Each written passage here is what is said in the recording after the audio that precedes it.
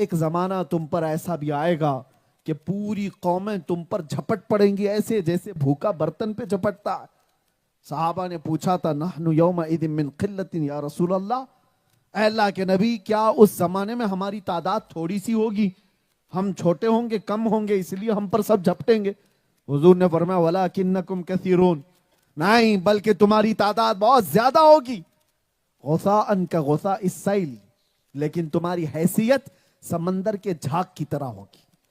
پیوریٹی نہیں ہے، ایمان کی قوت نہیں ہے، ہواؤں میں اڑ جانے والا ایمان جس کا ہو اس کی تعداد سے کچھ نہیں ہوتا۔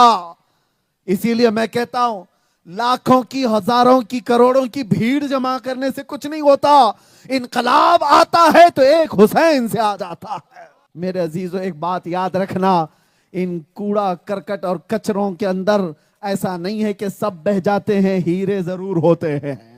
ہیرا اگر کیچڑ میں گر جائے تب بھی وہ اپنی قیمت نہیں گنواتا، اپنی قیمت نہیں گنواتا۔ ایسوں میں ایک مرد قلندر تھا، احمد فاروقی سرہندی مجدد الف ثانی۔ ارے نوجوانی کا حال تھا، 27 سے 30 سال کی عمر شاید، اور اس عمر میں کھڑا ہوا اور کہا نہیں دین ہوگا تو میرے مصطفیٰ کا، اکبر کا نہیں، مصطفیٰ کریم نے جو دین پیش کیا وہی اسلام کی سچائی ہوگی۔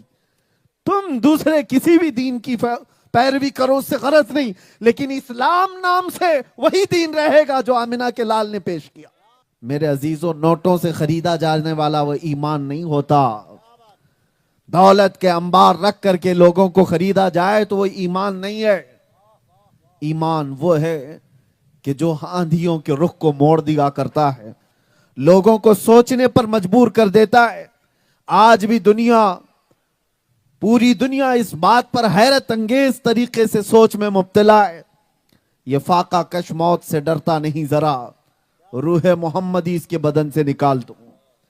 دنیا یہی کہتی ہے آج، بھوکا رہتا ہے، پیاسا رہتا ہے، ٹوٹا بکھرا ہوا ہے، لیکن موت سے ڈرتا نہیں۔ میرے عزیزو نوٹوں سے خریدا جانے والا وہ ایمان نہیں ہوتا، دولت کے انبار رکھ کر کے لوگوں کو خریدا جائے تو وہ ایمان نہیں ہے۔ ایمان وہ ہے کہ جو آندھیوں کے رخ کو موڑ دیا کرتا ہے، لوگوں کو سوچنے پر مجبور کر دیتا ہے۔ آج بھی پوری دنیا اس بات پر حیرت انگیز طریقے سے سوچ میں مبتلا ہے، یہ فاقہ کش موت سے ڈرتا نہیں ذرا، روح محمدی اس کے بدن سے نکال دو۔ دنیا یہی کہتی ہے آج، بھوکا رہتا ہے، پیاسا رہتا ہے، ٹوٹا بکھرا ہوا ہے، لیکن موت سے ڈرتا نہیں۔ وہ ایمان ہے کہ حضرت انس رضی اللہ تعالیٰ عنہ فرماتے ہیں مدینے میں بھی شراب حرام نہیں ہوئی تھی، سٹیپ بائی سٹیپ دھیرے دھیرے شراب حرام ہوئی۔ ایک شام ایسی کہ حضرت انس کہتے ہیں میں شراب کے پیالے بھر بھر کر کے لوگوں کو دیتا تھا، جو قہوہ خانے ہوتے تھے جہاں لوگ بیٹھ کر کے شراب پیتے تھے، تو اچانک مدینے کی گلیوں میں آواز آئی یا ایھا المسلمون قال رسول اللہ صلی اللہ علیہ وسلم حرمت الخمر، اے ایمان والو، مسلمانوں، اللہ کے نبی کا فرمان آ گیا کہ آج سے شراب حرام ہو گئی۔ کوئی اعلان کر رہا تھا، یا اعلان کی آواز جیسی ہی کانوں پر پڑی، حضرت انس کہتے میرے ہاتھ سے شراب کا پیالہ چھوٹ گیا، میں نیچے پٹک دیا، اور صرف ان کی بات نہیں، جتنے بیٹھے تھے کوئی لبوں سے قریب لگایا ہوا تو وہیں سے پھینک دیا، جس کے ہاتھ میں جہاں جہاں تھی سبوں نے پھینک دیا۔ یہ عرب کے وہ لوگ جو 50 سال 60 سال پرانی شراب پینے کے عادی تھے، یہ 40 سال 50 سال تک شراب کو جمع کر کے رکھتے پھر پیتے تھے، نشہ زیادہ کرنے کی عادت انہیں تھی۔ وہ حضرت انس کہتے ہیں ایک شام ایسی آئی کہ لوگوں نے اپنے ہاتھوں کے پیالے ہی نہیں پٹکے تھے، بلکہ ہر گھر میں جہاں جہاں شراب تھی سبوں نے مٹکے توڑ دیے۔ ایک رات مدینے کی ایسی تھی، ساری نالیاں اور سارے گٹر صرف شراب سے بہ رہے تھے۔ ایک فرمان آیا تھا، ایک فرمان۔ میں کہتا ہوں میرے عزیزو یہ واقعہ میں نے کیوں کہا، حضرت انس کا یہ بیان سن کر کے میں یہ سوچتا ہوں ارے وہ صحابہ یہ بھی تو کہتے ارے ابھی تو یہ اعلان کر رہا ہے، ہم جا کے رسول اللہ سے پوچھ لیں گے صحیح میں ہے بھی کہ نہیں، پکا اعلان ہوا بھی ہے کہ نہیں۔ یا پھر آج اعلان ہوا ہے کل سے نافذ ہوگا؟ نہیں، صرف رسول اللہ کی طرف سے یہ بات آئی کہ حرام ہو گئی، سبوں نے پیالے پٹک دیے، یہ ایمان۔ میں آپ کو بتاؤں، نفسیات کی بات کر رہا ہوں، سائیکولوجی کی۔ جب آپ کو کوئی چاقو دکھائے، تلوار دکھائے، مارنے کی بات کہے، اور اس وقت آپ کو ڈٹے رہنے میں ایک شوق محسوس ہوتا ہے، پراؤڈ فیل ہوتا ہے، نہیں میں اپنے ایمان پر قائم رہوں گا، کوئی کیا بگاڑ لے گا، زیادہ سے زیادہ تو مار ڈالے گا، اس وقت تک تو ٹھیک ہے۔ سختیوں پر آدمی فیس کر لیتا ہے فخر کرتے ہوئے، لیکن اس سے ڈینجر امتحان خوشیوں کا ہوتا ہے۔ منبر نور پر جلوہ بار علماء ذویل احترام، مشائخ، سادات، حاضرین اہل سنت و جماعت، السلام علیکم ورحمۃ اللہ وبرکاتہ۔ السلام رحمۃ اللہ وبرکاتہ۔ الحمدللہ، الحمدللہ الحنان المنان الذي خلق الإنسان وعلمه البيان، والصلاة والسلام على رسوله سيد الإنس والجان، وعلى آله وأصحابه ذوي الخير والإحسان، أما بعد، وأعوذ بالله من الشيطان الرجيم، بسم الله الرحمن الرحيم، ومن يتوكل على الله فهو حسبه، ان اللہ بالغ امرہ قد جعل اللہ لكل شیء قدرا، صدق اللہ مولانا العظیم۔ بارگاہ رسالت معاذ صلی اللہ تعالی علیہ وسلم میں ایک بار درود پاک کا ہدیہ پیش کریں۔ اللہم صل علی سیدنا محمد معدن الجود والکرم وآلہ واصحابہ الکرام وابنہ الکریم وبارک وسلم صلاة دائمة سرمدا ابدا۔ عزیزان گرامی وقار، مجھے اندازہ ہے کہ ٹھنڈیوں کی رات میں آپ بیٹھے ہوئے ہیں، لیکن سنیوں کو ٹھنڈا کبھی نہیں ہونا چاہیے، ہمیشہ گرم رہنا چاہیے۔ ٹھنڈی لگ تو نہیں رہی ہے، سنی اندر سے بھی اور باہر سے بھی گرم ہی ہوتا ہے، اور عشق مصطفیٰ صلی اللہ تعالی علیہ وسلم کی گرمی وہ ایسی گرمی ہے جس کو اعلیٰ حضرت امام اہل سنت فاضل بریلوی رحمۃ اللہ تعالی علیہ فرماتے ہیں، اے عشق تیرے صدقے جلنے سے چھٹے سستے، اے عشق تیرے صدقے جلنے سے چھٹے سستے، جو آگ بجھا دے گی وہ آگ لگائی ہے، ہم نے جو آگ لگائی ہے اپنے اندر، یہ وہ آگ ہے جو جہنم کی آگ کو بھی بجھا دے گی، جو آگ بجھا دے گی وہ آگ لگائی ہے، پھر کے گلی گلی تباہ ٹھوکریں سب کی کھائی کیوں، دل کو جو عقل دے خدا تیری گلی سے جائے کیوں، جان ہے عشق مصطفیٰ روز فزوں کرے خدا، جس کو ہو درد کا مزہ ناز دوا اٹھائے کیوں۔ عزیزان گرامی وقار، رجب المرجب کا چاند نظر آ چکا ہے، اور آج آپ کے علاقے کا مجھے علم نہیں، لیکن ممبئی اور اطراف میں رجب کی پہلی شب ہے۔ اللہ تبارک و تعالی ان برکتوں والے اور رحمتوں والے اور عبادتوں والے مہینوں کو ہمارے لیے خیر و برکت والے بنائے۔ اللہم بارک لنا فی رجب و شعبان و بلغنا رمضان۔ اللہ کے نبی صلی اللہ علیہ وسلم رجب شروع ہوتے ہی یہ دعا فرماتے کہ اللہ رجب میں اور شعبان میں ہمیں برکت عطا کر اور ہماری زندگی کو رمضان تک پہنچا دے۔ اب جب رجب دیکھ لیا ہے تو رمضان تک جینے کی تمنا کرنی چاہیے کہ اللہ تعالیٰ اس سال کا رمضان بھی ہمیں عطا فرمائے۔ مزید دعا یہ بھی کرو کہ اللہ اس سال کا رمضان مدینے میں دکھائے۔ عزیزان گرامی وقار، ہمارے لیے سب سے بڑی دولت اور سب سے بڑی ایک طاقت ہے جس کو کوئی بھی ہلا نہیں پاتا، اس دولت اور طاقت کا نام ایمان ہے۔ ایمان ایک ایسے یقین کو کہتے ہیں جو آندھیوں سے نہیں ہلتا. ایمان ایک ایسی طاقت ہے جو سورج کی تپش سے نہیں پگھلتا.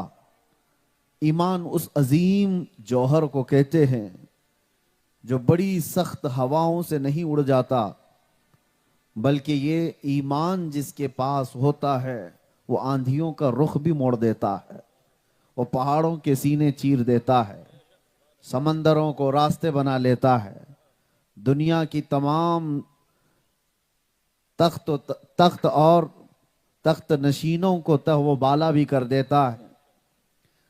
میں اس ایمان کی بات کر رہا ہوں جو ایمان لے کر 8 فقیر ہندوستان آئے تھے. اور یہ وہ دور تھا جب شہاب الدین غوری جنگ کر کے یہاں کے راجے مہاراجاؤں سے شکست کھا کر واپس جا رہا تھا. ہندوستان میں کئی مرتبہ لوگ آئے اور لڑائیاں ہوئی حکومت حاصل کرنے کی خاطر، لیکن جیت نہیں ہوتی تھی، شکست کھا کر جا رہے تھے. اسی اثنا میں 6 یا 8 فقیر گدڑی پہنے ہوئے، الجھے بال، چہروں پر دھول اٹی ہوئی، لمبا سفر طے کیے ہوئے ہندوستان کی طرف آ رہے ہیں، اور ایک فوج ہندوستان سے باہر جا رہی ہے. فوج نے دیکھ کر پہچانا یہ 8 فقیروں کی جماعت مسلمان لگتی ہے. بادشاہ نے پوچھنے کے لیے کہا کہ جاؤ ان فقیروں سے کہ کہاں کا ارادہ ہے ان کا پوچھاؤ. سپاہیوں نے جا کر پوچھا کہ بابا آپ لوگ کدھر جا رہے ہیں؟ تو یہ وہ بابا نہیں تھے جو مریدوں کے جیب پر جیتے تھے.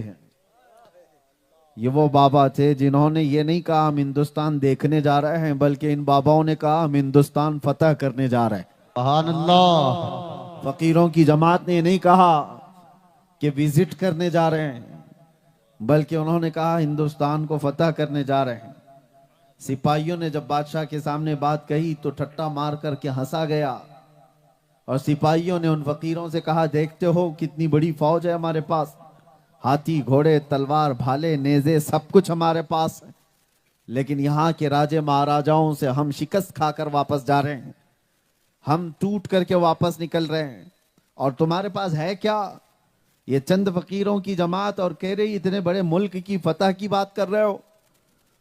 تو بابا نے کہا میرا نام معین الدین حسن چشتی ہے، اور تیری فوج یہی ہاتھی گھوڑے ہتھیاروں کے بھروسے گئے تھے، معین الدین اللہ کے بھروسے پر جا رہا ہے، رسول پاک صلی اللہ علیہ وسلم کی عنایتوں میں جا رہا ہے. یہ وہ ایمان کی دولت ہے، اسی کو توکل کہتے، اسی کو یقین ہے. یہ جس انسان کے اندر آ جائے میرے عزیزو، وہ بڑی سی بڑی طاقتوں کی پرواہ نہیں کرتا. وہ ایمان آج ایسا پیدا کرو کہ لاٹھی ڈنڈے سے ڈرنے والا ایمان نہیں، ہواؤں کی سختیوں سے ڈرنے والا ایمان نہیں، بلکہ اس شخص کو منافق کہتے ہیں جو موسم دیکھ کر کے اپنے ایمان بدل لیتا ہے، اپنے چہرے بدل لیتا ہے، اپنے خد و خال بدل لیتا ہے، اس کو تو منافق کہتے ہیں. ایمان والا کیا ہوتا ہے؟ ایک صحابی ہیں عبداللہ بن حذافہ، روم کے ایک بادشاہ نے گرفتار کر لیا تھا صحابی کو، اور زیرک و دانا اتنے تھے، عقل مند اتنے تھے کہ بادشاہ ان پر بولی لگا بیٹھا کہ یہ ایسا نوجوان مجھے میری پوری سلطنت کے لیے چاہیے، جو رسول اللہ کا ایک غلام، اور پیشکش بھی کر دیا عبداللہ بن حذافہ سے کہ تم آ جاؤ میرے دین میں، میری سلطنت میں وزیر بن جاؤ، اور میں تمہیں پیشکش کرتا ہوں تم جو مانگو گے وہ دوں گا. عبداللہ بن حذافہ نے کہا کس بات کی کہ دینے کی بات کر رہے ہو؟ بادشاہ نے کہا قسم اگر تو نے مانگ لیا تو میں اپنی آدھی سلطنت دے دوں گا، بس تو آ جا میری سلطنت کے دائرے میں، میرے اس دین میں. سنو میرے عزیزو، عبداللہ بن حذافہ نے کیا کہا تھا؟ کہا بادشاہ آدھی سلطنت کی بات چھوڑ دے، تیری پوری سلطنت دے دے، اس کے بعد ایک اور سلطنت، اس کے بعد ایک اور سلطنت دے دے. یہ ساری چیزیں دینے کے بعد بھی تو کہتا ہے کہ میں تیرے دین میں آ جاؤں؟ قسم رب ذوالجلال کی، پلک جھپکنے کے برابر بھی میں اپنے نبی سے بے وفائی نہیں کر سکتا. नारे तकबीर। आंख झपकने के बराबर जो वक्त होता है, इतनी देर भी मैं अपने नबी पाक से गद्दारी नहीं कर सकता। मेरे अजीजों, नोटों से खरीदा जाने वाला वो ईमान नहीं होता। दौलत के अंबार रख करके लोगों को खरीदा जाए तो वो ईमान नहीं है। ईमान वो है कि जो आंधियों के रुख को मोड़ दिया करता है, लोगों को सोचने पर मजबूर कर देता है। आज भी पूरी दुनिया इस बात पर हैरत अंगेज तरीके से सोच में मुब्तला है। ये फाका कश मौत से डरता नहीं जरा, रूह मोहम्मदी इसके बदन से निकाल दूं। दुनिया यही कहती है आज, भूखा रहता है, प्यासा रहता है, टूटा बिखरा हुआ है, लेकिन मौत से डरता नहीं। वजह क्या है? मैं कहता हूं मेरे अजीजों, ईमान का एक छोटा सा हिस्सा भी तुम्हारे अंदर आए तो तुम्हें दुनिया व माफिहा से बेखबर करके अल्लाह तबारक व तआला की बारगाह का बना देता है। और जिसका ईमान मुकम्मल हो जाए, जिसका ईमान कामिल हो जाए, हजारों बादशाह एक तरफ, उस फकीर का ईमान अपनी जगह पर। यहां पर जब सरकार गरीब नवाज मोइनुद्दीन हसन चिश्ती अजमेरी रदी अल्लाह तआला अन्हु तशरीफ लाए थे, कौन सी दौलत लेकर साथ आए थे? कितने घोड़े साथ में थे, कितने हाथी, कितने ऊंट, कितना साजो सामान, कितनी फौज? तारीख पढ़ करके देखो तो पता चलेगा कुछ नहीं साथ लाए थे। गुदड़ी पहने हुए, उनके हाथ में जो खाने पीने की चंद चीजों की झोलियां, इसके अलावा और कुछ नहीं था। मुझे तो बात याद आती है उस गरीब नवाज की हुकूमत पर। आज मुझे बताओ ऐ सुन्नी मुसलमानों, किसी को इनकार है? 800 साल हो गए हम अपने दिलों पर उनका राज महसूस करते हैं। लेकिन आपको एक बात बता दूं, जाहिरी असबाब उनके पास कुछ नहीं थे। वो कौन सी दौलत थी जो उस वक्त भी उनको पावरफुल बना रखी थी, और आज तक हजारों नहीं करोड़ों लोगों के दिलों पर वो हुकूमत कायम है। बज़ाहिर असबाब की बात अगर मैं करूं तो घर का हाल तो ये था, आपके एक बेटे हुसामुद्दीन, वो एक दिन अपने दोस्तों के साथ आ रहे थे और चक्कर खाकर गिर गए। तो दोस्तों ने उठाया, कहा हुसामुद्दीन चक्कर आ गई और गश खाकर गिर गए, क्या बात है? कहा 8 दिन से हमारे घर में फाका चल रहा है, हमने खाना नहीं खाया है। गरीब नवाज के बेटे की बात कर रहा हूं। बच्चों ने जाकर अपने अपने माँ बाप से कहा, सुल्तानुल औलिया गरीब नवाज के साहबजादे फाके की बात कर रहे हैं उनके घर में। तो सारे लोग परेशान हो गए। शाम के वक्त सबके घरों से तबक भर भर कर खाने आए। सरकार गरीब नवाज जब बैठे थे, शाम का वक्त है, इफ्तार का, आपने पूछा कि ये सारे खाने अचानक आज ही क्यों आ गए? तो लोगों ने बताया कि हुजूर, आपने कभी इस बात की खबर हमको नहीं दी कि आपके घर में फाका है। आज आपके साहबजादे गिर पड़े और हमें उनके जरिए से पता चला कि आपके घर में फाका है। हम सब घर से खाना ले आए ताकि आप तर ग़िज़ा खा सकें। सरकार गरीब नवाज ने खाना तो खा लिया, उसके बाद उन्हें कुछ नहीं कहा। अपने घर जा करके अपने बेटे से कहते हैं, हुसामुद्दीन अब तुम मेरी निगाहों से दूर हो जाओ, इसलिए कि ये फाका मैंने लोगों के लिए नहीं, मेरे रब के लिए किया था। ये मेरा राज था, मेरे घर का राज था। तूने लोगों के सामने इफ्शा क्यों किया? मैं एक सिर्फ झलक बता रहा हूं, जो जाहिरी असबाब में फाके के अंदर जिंदगी गुजारता हो, लेकिन ताकत ऐसी कि अन्ना सागर को कह दे तो वो कूजे में भरा है। लेकिन ताकत ऐसी कि कोई अगर जादू दिखाने के लिए आसमानों पर उड़े तो अपने खड़ाओं से उसे नीचे भी उतार दे। ताकत ऐसी कि अगर इशारे कर दे तो उड़ते हुए सारी चीजें नीचे जमीन पर आ जाएं। मेरे अजीजों, वो ईमानी ताकत थी सरकार गरीब नवाज की। लोगों ने ये समझ रखा है माल और दौलत कसरत से जमा करने का नाम एक बहुत बड़ी ताकत है। हमने ऐसी ताकतों का जवाल भी देखा है, ऐसी ताकतों को लुटते हुए और आवारा होते हुए भी देखा है, जो दुनियावी ताकतें जमा करने पर पूरी जिंदगियां गुजार गए। कुछ लोग सख्ता में ताकत समझते हैं, हुकूमत हासिल कर लेने का नाम ताकत है, اور ان کی طاقت بھی ہم نے دیکھا ہے. ارے وہ گنڈے ہیں, 4 دن کی طاقت ہے, یہ ہمیشہ کی طاقت نہیں. پاور ہاتھ میں آ جانے کے بعد اگر غریبوں کے سروں پر کرسیاں بچھانے کا نام طاقت سمجھتے ہو تو یہ گنڈا گردی ہے اور چند دنوں کی ہے. اس طرح کی طاقتیں تو جنگلی جانوروں میں بھی آ جاتی ہیں. طاقت وہ نہیں ہے, طاقت وہ ہے.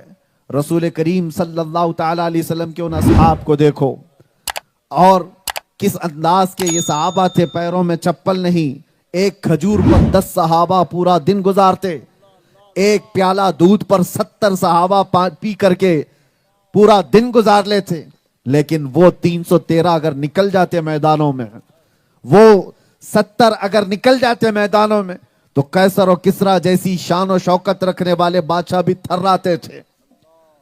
طاقتیں یہ تھیں, اس لیے کہ ان اصحاب کے پاس مال و دولت کی جمع کی ہوئی طاقتیں نہیں, وہ ایمان کی طاقت تھی. ایمانی طاقت یہ بہت عظیم طاقت ہے. اب میں آپ سے کہتا ہوں کہ یہ کیسے حاصل ہوگی. میرے عزیزو, پریکٹیکل آپ کو اپنی لائف میں لانے کی ضرورت ہے. کیسے حاصل ہوگی؟ کسی دکان سے نہیں ملتا ایمان.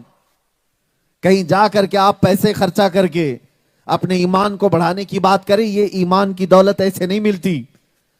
آپ اپنے پریکٹیکل لائف میں دیکھیں, اللہ ایک ہے, یقین ہے یا نہیں؟ اللہ سب سے بڑا ہے, یقین ہے کہ نہیں؟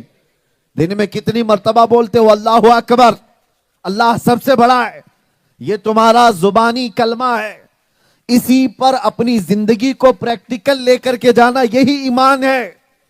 تم نے کہا اللہ سب سے بڑا ہے, تو پھر تمہارا یقین اب دنیا میں دیکھنے کو چاہیے, دیکھنے کو ملنا چاہیے کہ تم نے اللہ کو سب سے بڑا کہا ہے, تو کیا اپنی تمام چیزوں میں اس کو بڑا مانتے ہو کہ نہیں؟ طاقت و قوت میں اس کو بڑا حاکم مانتے ہو کہ نہیں؟ جب آپسی جھگڑے ہو جائیں تو حاکم کس کو مانتے ہو؟ جب تمام معاملات آ جائیں, مصیبتیں آ جائیں, تو سب سے بڑا حاکم اور طاقتور کس کو مانتے ہو؟ زندگی کے ہر شعبے میں جب تم اللہ تبارک و تعالیٰ کی متعلق عقیدہ امپلیمنٹ کر کے دکھاؤ, تب پھر تمہارا ایمان بڑھتا ہے. ایمان ایسے دکانوں سے خریدنے سے نہیں ملتا. ایمان تمہاری اپنی لائف کی زندگی میں ہر شعبے میں اس یقین کو بڑھانے کا نام ہے. اس یقین کو, کبھی کبھار تو ایسے معاملات آتے میرے عزیزوں, ہم بھی دنگ رہ جاتے ہیں. اللہ نے فرمایا ان مع العسر یسرا, ہر تکلیف کے بعد آسانی ہے. 2 بار یہ آیت آئی ہے. یقین ہونا چاہیے کہ نہیں ہونا چاہیے؟ ایمان اسی کا نام ہے.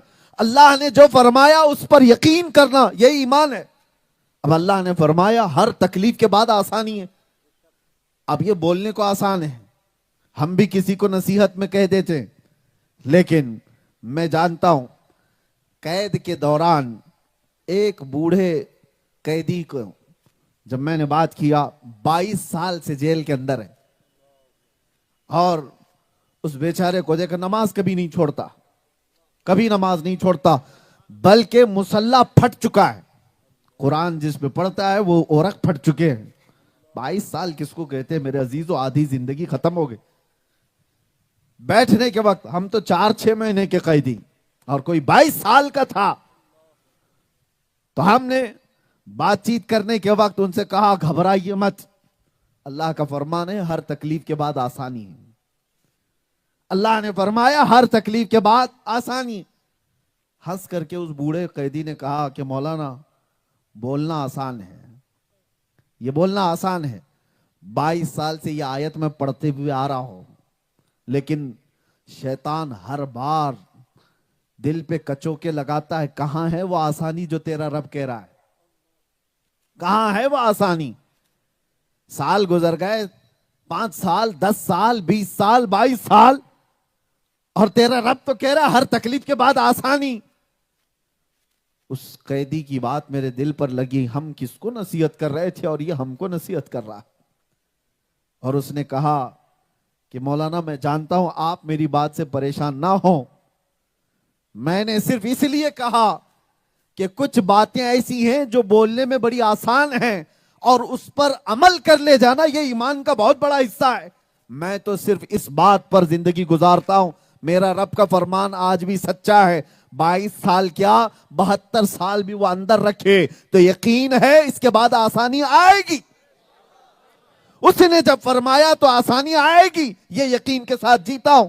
یہ اور بات ہے کسی کو 1 دن کے بعد آسانی مل جائے، کسی کو 1 مہینے کے بعد مل جائے، کسی کو سال بھر بعد مل جائے، وہ ارحم الراحمین ہے. اگر ہم طے کریں کہ آسانی کل ہونا چاہیے تو کیا ہم خدا کے برابر ہیں؟ ہم نہیں طے کر سکتے. اس آیت پر یقین رکھنے والے ایسے قیدی کو بھی میں نے دیکھا. میرے عزیزو، ایمان ایسی پریکٹیکل لائف میں آتا ہے. زندگی گزرنے کے وقت جو معاملات تمہارے بیچ آتے ہیں اس پر یقین کرنے کا نام ایمان ہے. ہم تو دیکھتے کتنے تو ایسے ہیں جائیداد کے معاملات پر لڑ بھڑ کر کے آئے ہیں.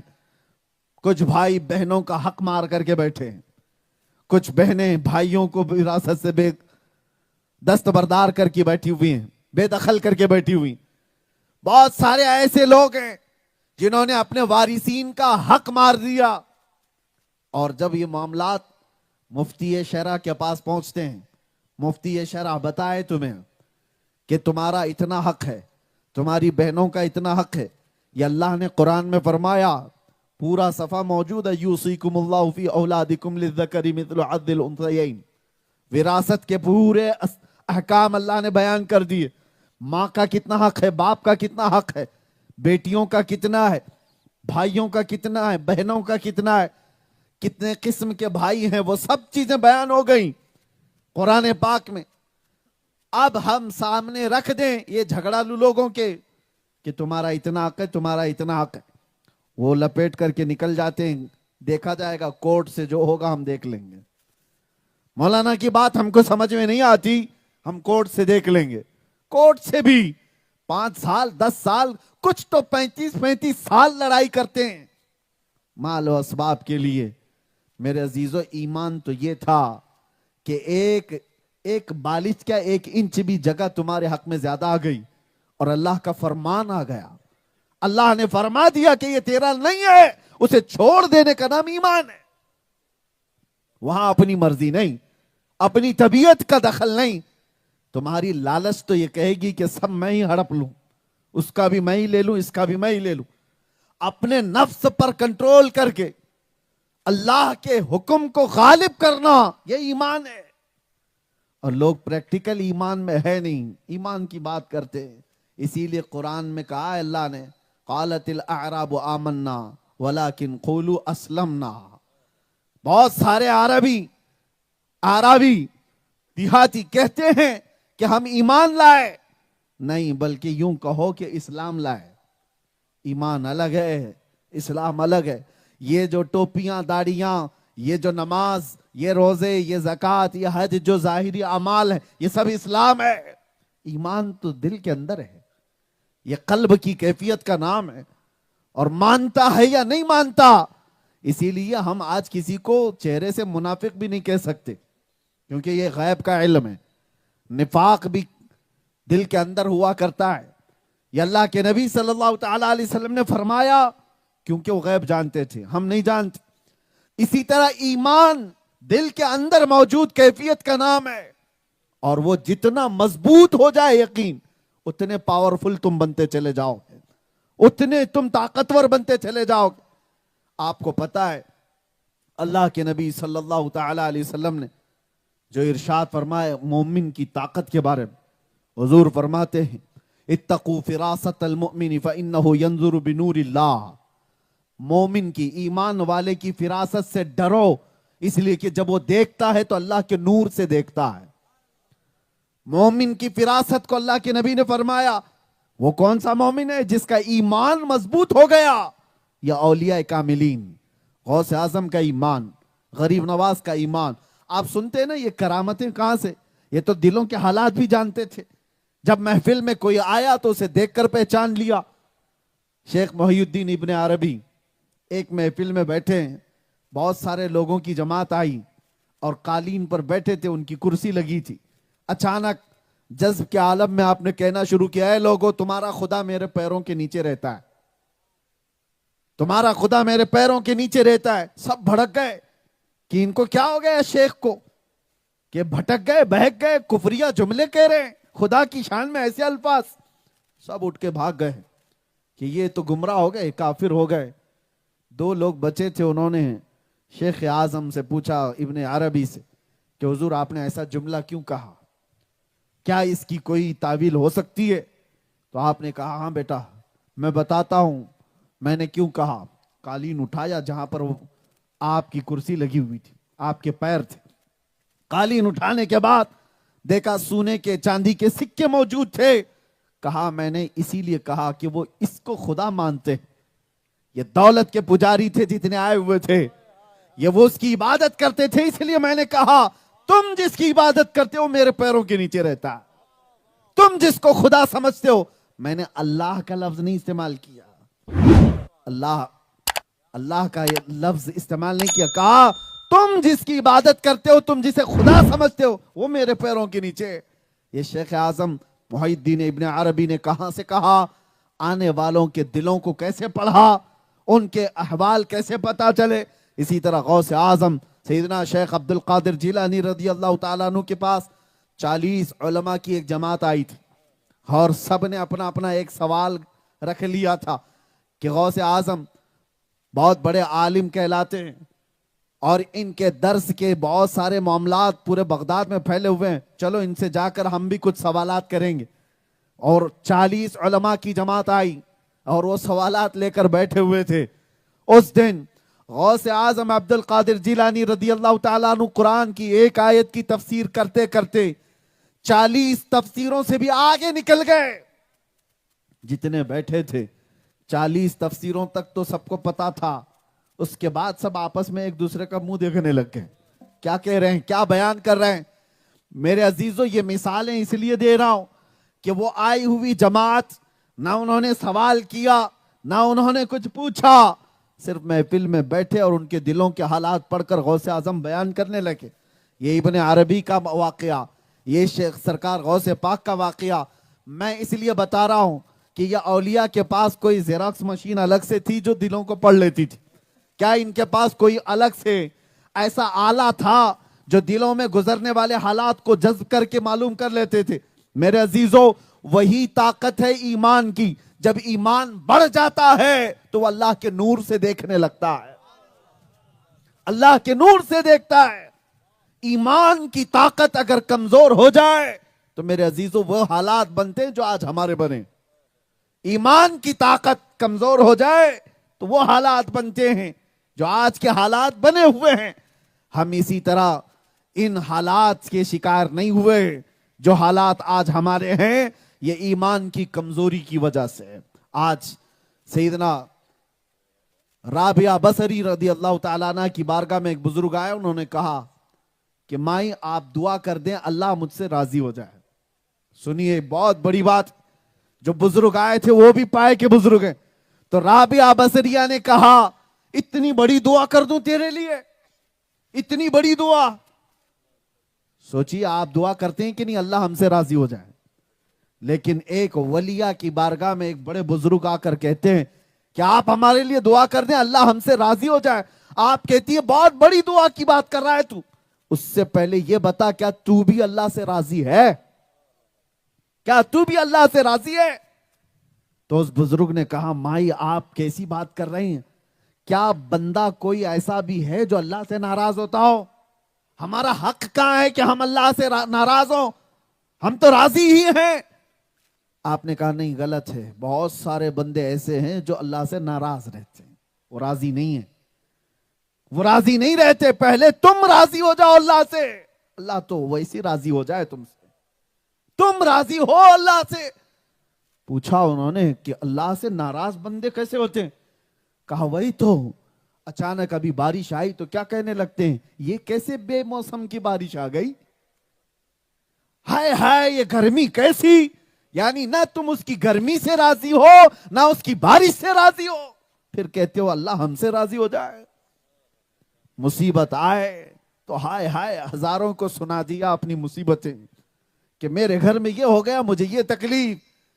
اگر تم اس کی دی ہوئی مصیبتوں پر راضی ہو، اس کی شکایتیں بندوں سے کیوں کرتے ہو؟ تم راضی نہیں ہو، راضی جب ہوتا ہے بندہ تو کیسا ہوتا ہے؟ اللہ اکبر، رب تبارک و تعالیٰ سے راضی رہنے والا بندہ وہ ہے جیسے سیدنا ایوب علیہ السلام. ساری اولادیں ختم ہو گئی تھیں، ساری بیویاں مر گئیں، انتقال کر گئیں، اور سارے مویشی جانور سب ختم ہو گئے، لیکن کبھی آپ کے ایمان میں، آپ کے استقلال میں ذرا برابر بھی لغزش نہیں آئی. بیمار اتنے ہو گئے تھے، بیمار اتنے ہو گئے تھے کہ بستر پر سوتے تھے تو چمڑی لگ جاتی تھی اور زبان میں دراڑیں پڑ گئی تھی. اس وقت تک ایوب علیہ السلام نے یہ نہیں کہا ہے یہ مصیبت میرے ہی گھر کیوں آئی.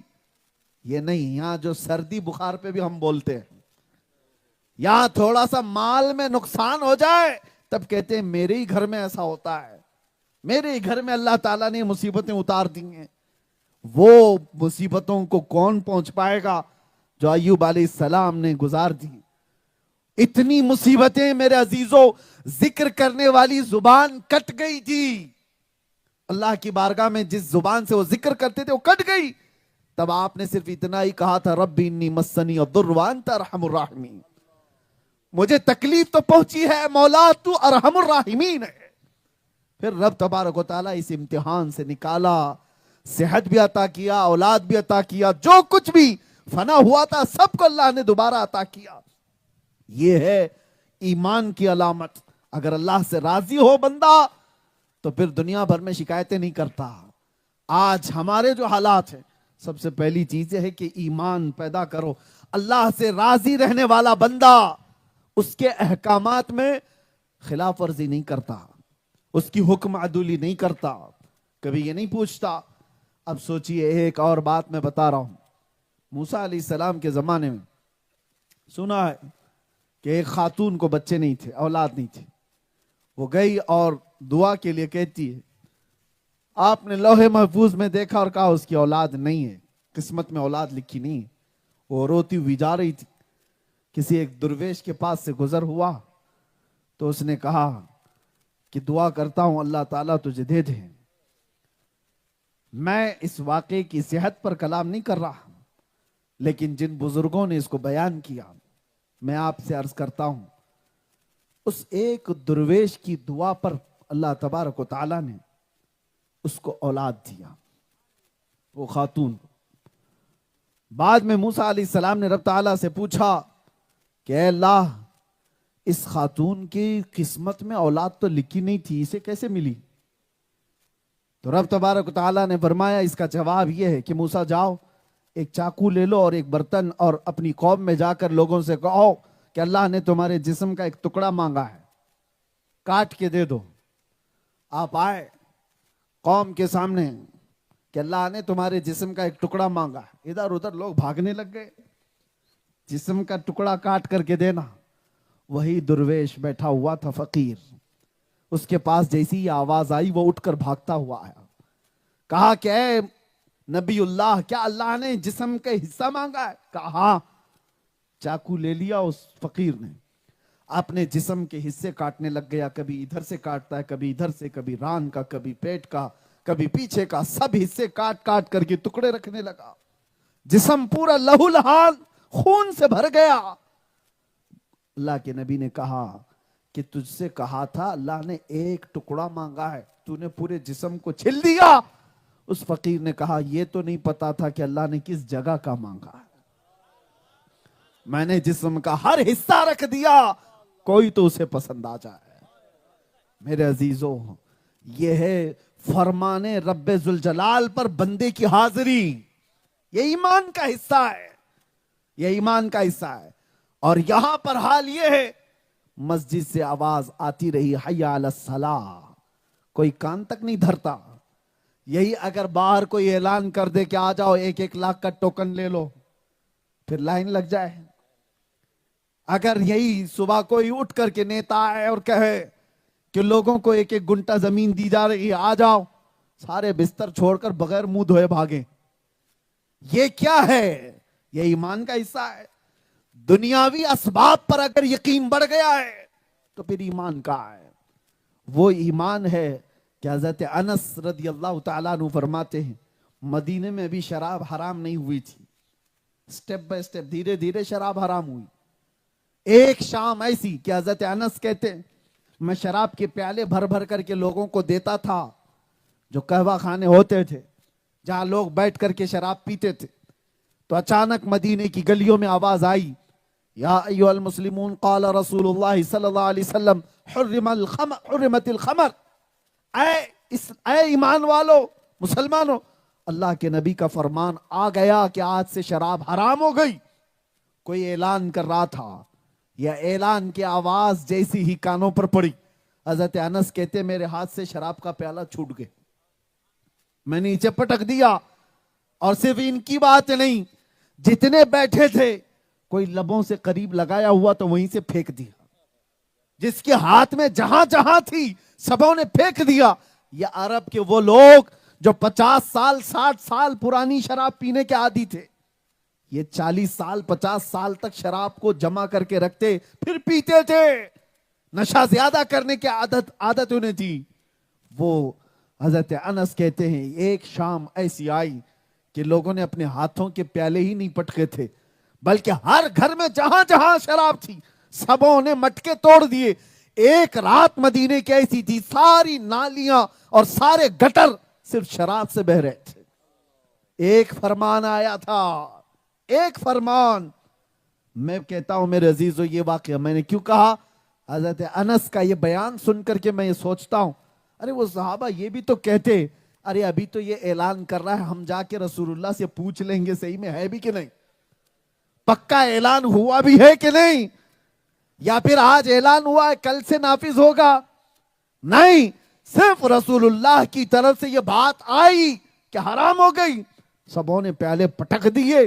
یہ ایمان، برسوں پرانی اپنی عادت کو ٹھوکر مار دینا فرمان رسول کے آگے، یہ ہے ایمان۔ اگر یہ ایمان نہیں آیا ہے تو صرف نعروں سے اور صرف دعووں سے کوئی طاقت نہیں آتی۔ ہم ہزاروں نہیں کروڑوں کی تعداد میں ہیں آج۔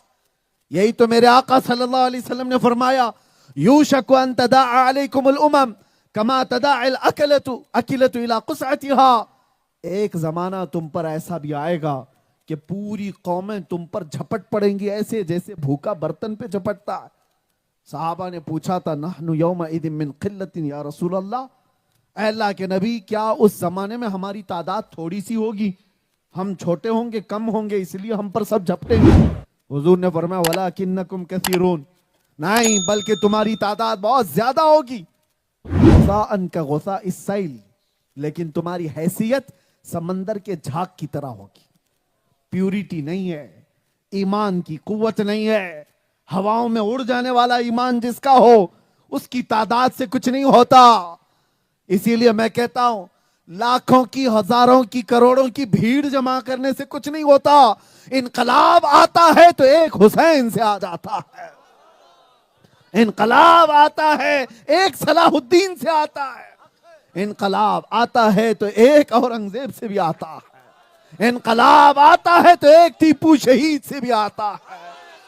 بڑی تعداد اور بہت سارے افراد جمع کرنے سے نہیں کام ہوتا۔ اسی لیے جس نے کہا وہ سچ کا ہے، کوانٹیٹی نہیں کوالٹی چاہیے۔ اخلاص اور ایمان کی دولت جہاں ہو دنیا اس سے گھبراتی ہے، ڈرتی ہے۔ میں نے دیکھا ہے میرے عزیزو، علماء تو بہت سارے ہیں اور ہزاروں کی تعداد میں، لیکن ماضی قریب میں 80 اور 70 کی دہائی میں اگر جائیں، 70s کی بات کر رہا ہوں، بڑے بڑے علماء بھی تھے اور نام کے مولوی بھی تھے، کثرت تھی بہت سارے ہندوستان بھر میں سارے جگہوں پر، لیکن وقت کی پاورفل طاقت حکومت ڈرتی تھی اعلیٰ حضرت کے شہزادے مفتی اعظم ہند سے، جن کا حال یہ تھا فقیرانہ زندگی گزارنے والے وہ مرد قلندر، لیکن دنیا کو خوف اتنا کیوں تھا؟ اس لیے کہ جس کے اندر ایمان کی طاقت زیادہ ہوتی ہے بڑی بڑی حکومتوں کو اس سے ڈر لگتا ہے، خوف ہوتا ہے، انہیں اندازہ ہے کہ یہ ادھر سے ادھر کر سکتا ہے۔ آپ سوچو کہ جب اکبر جیسا تاناشاہ اس اکھنڈ بھارت پر جس نے حکومت کیا ہے، صرف یہ ہندوستان نہیں، اس وقت کا ہندوستان بہت بہت بڑا تھا، اس کی سیمائیں افغانستان تک جاتی تھی. یہ ہندوستان پر راج کرنے والا اکبر، اس نے 1000 سال جب ہو گئے دین حضور پاک صلی اللہ علیہ وسلم کی وفات کے، تو اس نے یہ اعلان کیا کہ یہ اسلام 1000 سال پرانا ہو گیا، اب ایک نیا دین لاؤں گا میں. اور نیا دین الہی کے نام سے شروع کیا. اور وقت ہے، طاقت ہے، پیسہ ہے، بادشاہت ہے، فوج ہے، سب کچھ ہے. آدمی کے پاس جب اتنی ساری چیزیں ہوتی ہیں تو سوچا تو اکثر ایسا دیکھا گیا ہے، جب بھی کسی کے پاس طاقت اور سکتا اور پاور آتا ہے وہ سوچتا ہے میں من کی بات کر کے سب کے اوپر حاوی ہو جاؤں گا. آج بھی وہی ہو رہا ہے. ہاں ایسا نہیں ہوتا، کوئی ایک قلندر اٹھ جاتا ہے اور پھر تہو بالا کر دیتا ہے. اکبر نے یہ سوچا تھا سارے وزیر میرے، سارے سپاہی میرے، مولویوں کا تو کیا، ان کو کچھ دے کر کے ویسے ہی ٹھنڈا کر دوں، ان کو خرید لو. دین الہی کا اعلان ہو گیا، جگہ جگہ پر سب جگہ اعلان ہو گیا کہ نیا دین اب دین الہی ہوگا. میرے عزیزو ایک بات یاد رکھنا، ان کوڑا کرکٹ اور کچروں کے اندر ایسا نہیں ہے کہ سب بہ جاتے ہیں، ہیرے ضرور ہوتے ہیں. ہیرا اگر کیچڑ میں گر جائے تب بھی وہ اپنی قیمت نہیں گواتا، اپنی قیمت نہیں گواتا. ایسوں میں ایک مرد قلندر تھا، احمد فاروقی سرہندی مجدد الفسانی. ارے نوجوانی کا حال تھا، 27 سے 30 سال کی عمر شاید، اور اس عمر میں کھڑا ہوا اور کہا نہیں دین ہوگا تو میرے مصطفیٰ کا. اکبر کا نہیں، مصطفیٰ کریم نے جو دین پیش کیا وہی اسلام کی سچائی ہوگی. تم دوسرے کسی بھی دین کی پیروی کرو، اس سے غرض نہیں، لیکن اسلام نام سے وہی دین رہے گا جو آمنہ کے لال نے پیش کیا. آپ سوچو ایک بہت بڑے ہاتھی کے سامنے ایک چونٹی کھڑی ہو جائے، لوگ تو یہی سوچتے ہیں کیا کر لے گی یہ چونٹی اس کا. لیکن دیکھا ہے دنیا میں اکبر اپنی پوری طاقت کے ساتھ جب یہ دیکھ رہا ہے کہ احمد فاروقی سرہندی ایک عالم دین ہے، دین اسلام کے لیے کھڑا ہو گیا، اور لوگ اس کی باتیں سننے بھی لگ گئے ہیں. اور جگہ جگہ یہ بات پھیل گئی کہ وقت کے بادشاہ کا لایا ہوا پلان چوپٹ ہو سکتا ہے. بادشاہ نے اٹھایا اور عالم دین کو جیل میں ڈال دیا. یہی کیا جا سکتا ہے، اور کیا کرو گے؟ اس کے آگے پھانسی ہے، اور کیا کرو گے؟ اس سے زیادہ کیا ہے؟ اکبر نے اٹھایا مجدد الفسانی کو گوالیار کی جیل میں بند کر دیا. علماء ربانین سے میں کہتا ہوں جیلوں کی باتوں سے ڈرا مت کریں. ہم ان منزلوں سے گزر کر کے آئے ہیں یہ سوچ کر کے کہ یہ پہلی بار نہیں، ہم تو اپنے آبا و اجداد کی سنت پہ عمل کرتے آ رہے ہیں. ہاں بزرگوں کی سنتیں ہیں. ارے ہمارے اسلاف تو وہ ہیں جن کو بادشاہوں نے ایسی جیل میں رکھا ہے کہ سورج بھی نہیں دیکھ سکا. امام موسیٰ کاظم اہل بیت کے بڑے امام، 7 سال آپ کو خلیفہ وقت نے قید میں ایسا رکھا تھا، آپ نے سورج نہیں دیکھا، جنازہ آپ کا جیل سے نکلا ہے. علماء کو آج یہ بات سوچنا چاہیے کہ ہم نے رسول اللہ کے نام پر روٹیاں بہت کھائی ہیں. دنیا نے جو کچھ بھی ہمیں دیا ہے وہ میرے مصطفیٰ کے نام پہ دیا ہے. یہ جو عزتیں ہیں ممبروں پر بیٹھنے کی، یہ ہمارے باپ داداؤں کے گھروں سے لائی ہوئی نہیں ہے، یہ میرے مصطفیٰ کے نام سے ہے. وہ جو نہ تھے تو کچھ نہ تھا، اور وہ جو نہ ہو تو کچھ نہ ہو. جان ہے وہ جہان کی، اور جان ہے تو جہان ہے.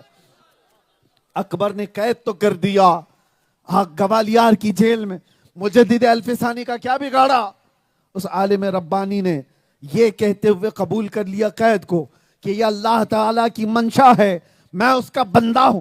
جب تک وہ چاہے آزاد مجھے رکھے، اور جب تک وہ چاہے قید میں رکھے، چاہے تو وہ روٹی کھلائے، چاہے تو وہ پتہ کھلائے. وہ رحمان ہے، وہ خالق ہے میرا. یہ ہے ایمان.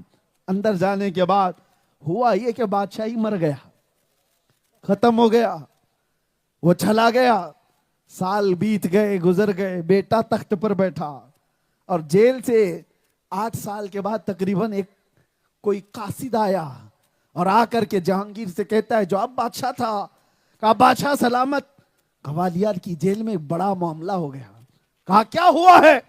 کہا آپ کے باپ نے ایک مولانا کو قید کر دیا تھا، جیل میں ڈال دیا تھا 8 سال پہلے. دین الہی کو ختم کرنے نکلا تھا وہ مولوی، اسے اندر ڈال دیا گیا تھا. کہا پھر ہوا کیا؟ کہا حضور بات یہ ہے اس ایک مولانا نے 8 سال کے اندر 700 قیدیوں کو عالم بنا دیا ہے. 700 قیدیوں کو. وہاں تو قرآن کی تفسیر چل رہی ہے، حدیث کا درس چل رہا ہے، اذان ہوتی ہے، اقامت ہوتی ہے، جماعت سے نمازیں ہو رہی ہیں. یہ ہے ایمان کی علامت. ایمان کو خریدا بھی نہیں جا سکتا اور اس کو میلا بھی نہیں کیا جا سکتا. وہ جہاں ہوگا وہاں پر اپنی رنگینیاں بکھیرتا رہے گا. میرے عزیزو، دنیا نے یہ سارے معاملات کر کے دیکھے، لیکن ایمان کی طاقت جہاں ہو وہ ٹس سے مس نہیں ہوتی، وہ ساری چیزوں کو قبول کر لیتی ہے. اب تمہارا بھی امتحان ہے آج کے حالات میں. دیکھیں، ہمیشہ سختیاں ہی نہیں امتحان لیتی، خوشیاں بھی امتحان لیتی. ہاں، سختیوں میں امتحان دے سکتا ہے بندہ، یہ سوچ کر کے اس کو پراؤڈ فیل ہوتا ہے. میں آپ کو بتاؤں، نفسیات کی بات کر رہا ہوں، سائیکولوجی کی. جب آپ کو کوئی چاقو دکھائے، تلوار دکھائے، مارنے کی بات کہے، اور اس وقت آپ کو ڈٹے رہنے میں ایک شوق محسوس ہوتا ہے، پراؤڈ فیل ہوتا ہے، نہیں میں اپنے ایمان پر قائم رہوں گا، کوئی کیا بگاڑ لے گا، زیادہ سے زیادہ تو مار ڈالے گا. اس وقت تک تو ٹھیک ہے. سختیوں پر آدمی فیس کر لیتا ہے فخر کرتے ہوئے، لیکن اس سے ڈینجر امتحان خوشیوں کا ہوتا ہے.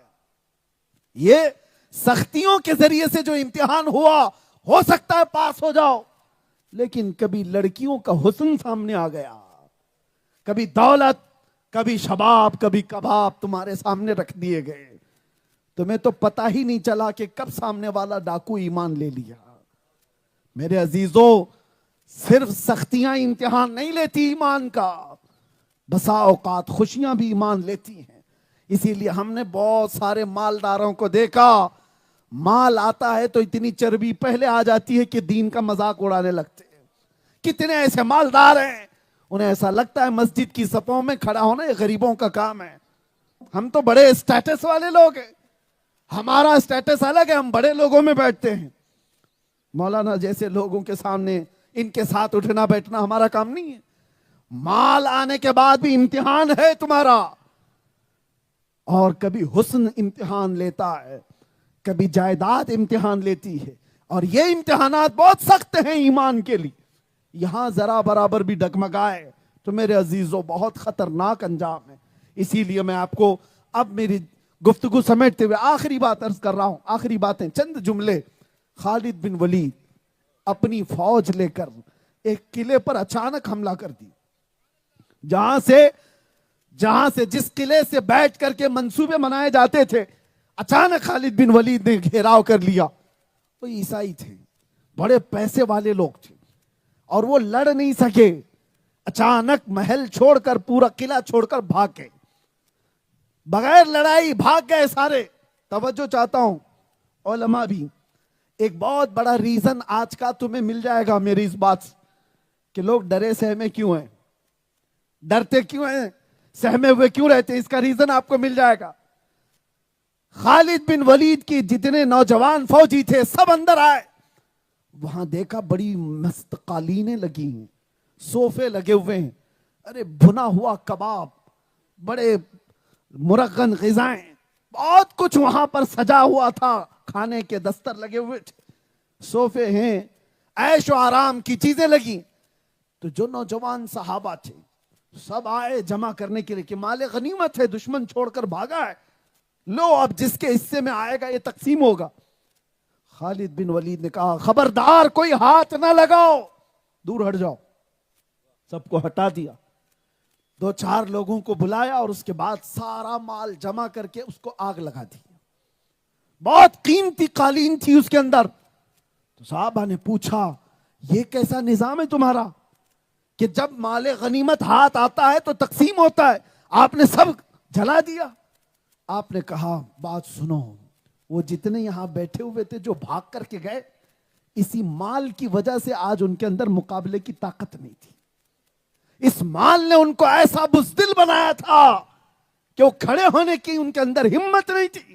اور آج تم بھی اگر اس کے عاشق ہو گئے تو کل تم بھی کسی کے سامنے کھڑے ہونے کی ہمت نہیں رکھو. یہ چیزیں ہیں جو آج ہمیں بزدل بنا رہی ہیں. کمفرٹ زون میں جینے کے عادی ہو گئے. بہت سارے لوگ یہ سوچتے ہیں, ڈرتے ہیں کہ ناموس رسالت پر بات کریں تو پتہ نہیں میرے بیوی بچوں کا کیا ہوگا, دکان کا کیا ہوگا, جائیداد کا کیا ہوگا. ایسے گنڈے تو بیٹھے ہوئے ہیں, بلڈوزر کر لے کے آ جائیں گے. یہ سارے خوف میرے عزیزوں, یہ تمام چیزیں, ان کے اندر تمہاری جان لگی رہے گی تو ڈرتے ہی رہو گے. جب تمہاری جان, تمہاری امیدیں مال سے وابستہ ہیں, موت تک ڈر کر کے جینا ہوگا اور گھٹ گھٹ کر کے جینا ہوگا.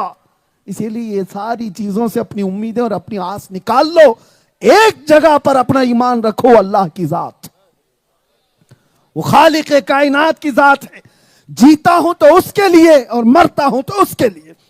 اور اس کی ترجمانی, میرے اس جملے کی ترجمانی سننا ہے تو آخری میرا جملہ, اور مجھے فخر ہے اس بات پر کہ میں شیر میسور کے کرناٹک سے تعلق رکھتا ہوں. آپ نے جو فرمایا, شیر میسور ٹیپو سلطان نے گھٹ گھٹ کر کے 100 سالہ گیدڑ کی زندگی جینے سے بہتر ہے ایک دن شیر کی زندگی جی کر چلا جائے. اس سے بہتر کچھ نہیں. گیدڑ کی 100 سالہ زندگی سے شیر کی ایک دن کی زندگی بہتر ہے. اسی لیے اٹھو, قوت عشق سے ہر پست کو بالا کر دو, دہر میں نام محمد سے اجالا کر دو. لبیک یا رسول اللہ.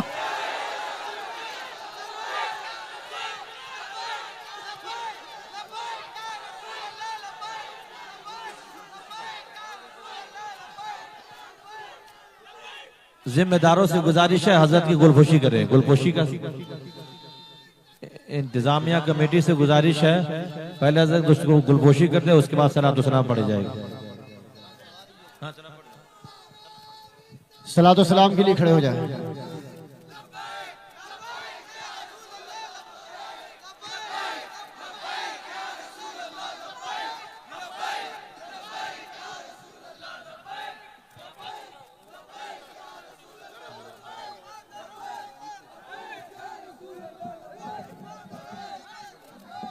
بد نظمی کا مظاہرہ نہ کریں, بد نظمی کا مظاہرہ نہ کریں, رکیں ابھی.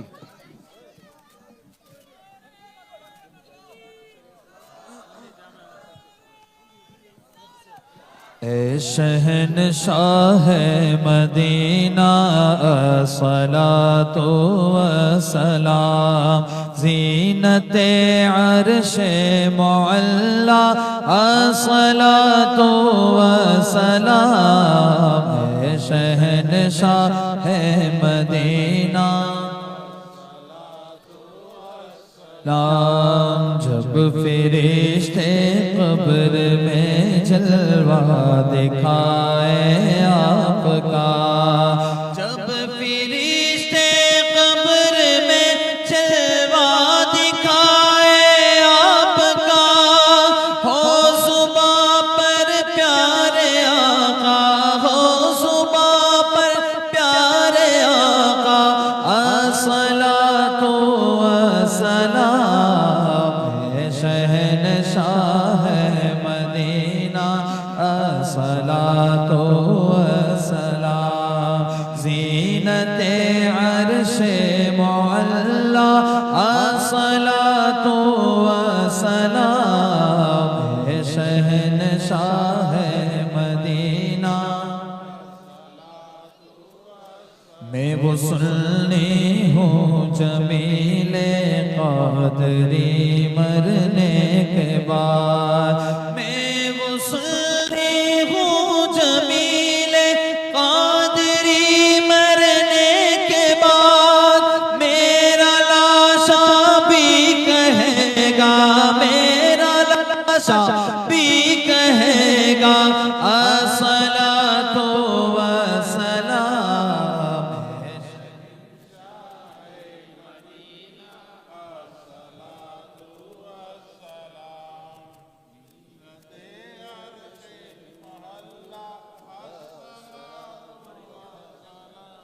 الصلاة والسلام عليك يا رسول الله, الصلاة والسلام عليك يا نبي الله, وعلى آلك وأصحابك يا خلق الله صلى الله تعالى عليك وسلم. جن حضرات نے خواہش ظاہر کی تھی سلسلہ عالیہ قادریہ میں بیعت ہونے کی. میں جس طرح سے پڑھاؤں میرے ساتھ مل کر پڑھیں، اور جو آلریڈی کسی سے مرید ہیں، بیعت ہیں، وہ توبہ کرنے کی نیت سے مل کر کے پڑھ سکتے ہیں. اعوذ باللہ من الشیطان الرجیم، بسم اللہ الرحمن الرحیم. لا الہ الا اللہ محمد الرسول اللہ صلی اللہ علیہ وسلم. رضیت باللہ ربا وبمحمد صلی اللہ علیہ وسلم رسول النبی وبالاسلام دینا وبالقرآن کتابا وبالکعبۃ قبلہ وبالمؤمنین اخوہ. الہی میں نے توبہ کی اپنے پچھلے تمام گناہوں سے. عہد کرتا ہوں شریعت مصطفیٰ پر قائم رہوں گا. ہر فرض ہر واجب کو ان کے وقتوں پر ادا کرتا رہوں گا. ہر برائی سے بچتا رہوں گا. میں داخل ہوا سلسلہ عالیہ قادریہ میں. الہی مجھے غوث پاک کے مریدوں میں قبول فرما. قیامت کے دن ان کی جماعت میں حشر فرما. میں نے اپنی جان، اپنا مال، اپنا سب کچھ اللہ اور اس کے رسول کے لیے بیچ دیا. میں نے اپنی گردن ناموس رسالت کی حفاظت کے لیے وقف کیا. ان اللہ اشترى من المؤمنین انفسهم واموالهم بان لهم الجنہ يقاتلون في سبيل الله فيقتلون ويقتلون وعدا عليه حقا في التوراة والإنجيل والقرآن ومن أوفى بعهده من الله فاستبشروا ببيعكم الذي بايعتم به وذلك هو الفوز العظيم. الہ العالمین ستار العیوب غفار الذنوب قدیر جبار خدا اس محفل پاک کو شرف قبولیت عطا فرما. یہاں پر جتنے حاضر آئے سب کو نکلنے سے پہلے بخشے وہ میں شمار فرما. اے اللہ ہمارے صغیرہ کبیرہ تمام گناہوں کو معاف کر دے. ہم سب کو گناہوں کی بیماری سے شفا عطا فرما. اے اللہ اس پورے علاقے میں جتنے خوش عقیدہ سنی مسلمان ہیں سب کے ایمان، عمل، عقیدے کی، آبرو کی، عزت کی حفاظت فرما. اے اللہ سب کو بری بیماریوں سے محفوظ فرما. جو ان میں بے مقروض ہیں ان کے قرضوں کو آسان کر دے. اے اللہ جو بے اولاد ہیں انہیں صاحب اولاد بنا دے. جو بے جوڑ ہیں انہیں نیک و صالح رشتے عطا کر. اے اللہ کریم خدا جو بے روزگار ہیں انہیں حلال روزیاں عطا کر. ہماری ماؤں، بہنوں، بچیوں، بیٹیوں، بہوؤں، بیویوں سب کو ہم نے تیرے حوالے کر دیا. ان کی عزتوں کی حفاظت فرما. اے اللہ جو ناحق مقدمے اور جیلوں میں ان کو آزاد کرتے ہیں. پاسبان ملت اور حافظ ناموس رسالت حضرت مولانا قمر غنی عثمانی صاحب کی رہائی عطا فرما. اللہ ان کو قید سے آزادی عطا کر دے. اے رب کریم قیامت تک ہماری نسلوں میں عاشقان مصطفیٰ پیدا فرما. ہماری اولاد کو بد عقیدہ اور گمراہ ہونے سے محفوظ کر دے. نہ جانے یہ آنکھیں کب ہمیشہ کے لیے بند ہو جائیں. مولا ان آنکھوں کے بند ہونے سے پہلے ایک بار تیرے حبیب پاک کے چہرے کی زیارت نصیب فرما. ان اللہ وملائکتہ یصلون علی النبی یا ایھا الذین آمنوا صلوا علیہ وسلموا تسلیما. اللہم صل علی سیدنا محمد معدن الجود والکرم وآلہ واصحابہ الکرام وابنہ الکریم وبارک وسلم. دعواہم فیہا سبحانک اللہم وتحیتہم فیہا سلام وآخر دعواہم ان الحمدللہ رب العالمین. جب دمیں واپسی ہو یا اللہ، جب دمیں واپسی ہو یا اللہ، لب پہ جاری ہو بس لا الہ الا اللہ محمد رسول.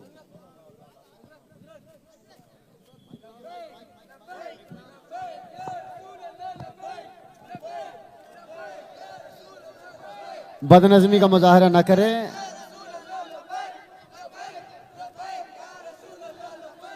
آر کے اسٹوڈیو پر یہ پروگرام لائیو ہوا، نور رضا پروڈکشن پر یہ پروگرام لائیو ہوا. بعد میں آپ تمام حضرات سے گزارش ہے आर के स्टूडियो और नूर रजा प्रोडक्शन को देखें और सब्सक्राइब करते हुए जाएं।